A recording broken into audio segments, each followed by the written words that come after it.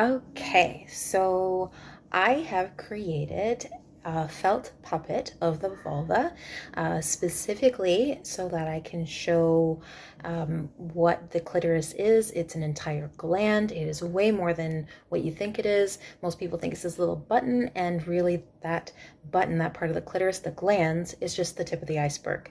The rest of the organ is inside of the vulva. So here is the puppet. So this purple part on the outside, this is the larger labia on the outside. This is the glands of the clitoris here, and you can see it's got a little hood that helps it protect it, so it can actually sometimes be kind of hidden up there inside of the hood. And the hood is part of the inner labia.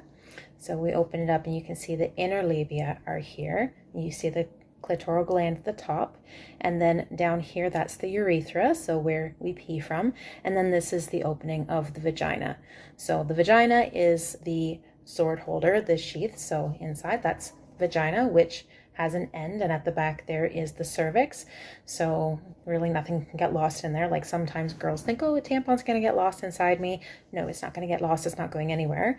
That's the tube of the urethra. And then so the glands of the clitoris here, it actually goes up above at the top. So you have the sort of shaft at the top there, and then the rest of the clitoral gland, it actually goes down here. So you can feel it from the outside if you massage around the outside of the lips or the inner labia as well. So what I've done is I've created the entire glands and I've put it inside of the inner labia so that you can see what the clitoral gland looks like. So this is what the clitoris actually looks like, okay? And it runs on each side. So you can see it on the outside like this. So this is what it would be on the inside, right? So if you are pleasuring yourself, you'll see the gland there, right? You can touch above the clitoral gland.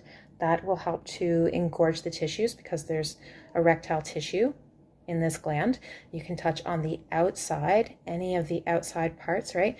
And it actually reaches all the way down on either side of the anus, which you can't really see, it's down there, but so there are erogenous zones around the anus. There's erogenous zones all around the outside, so you can massage the outside of the labia to engorge the tissues and get the clitoris excited, engorged, aroused, right?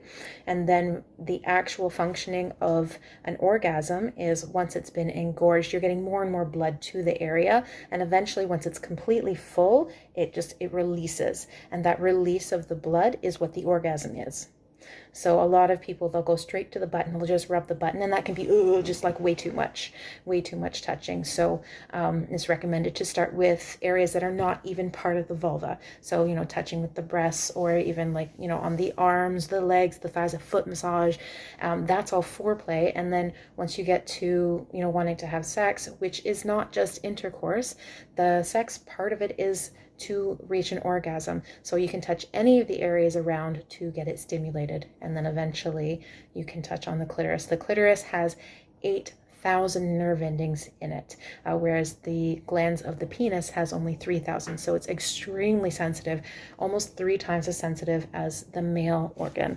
So that is the anatomy, the basics that I wanted to share to help you understand yourself, and you can share that with your children when they're of the right age to understand the anatomy.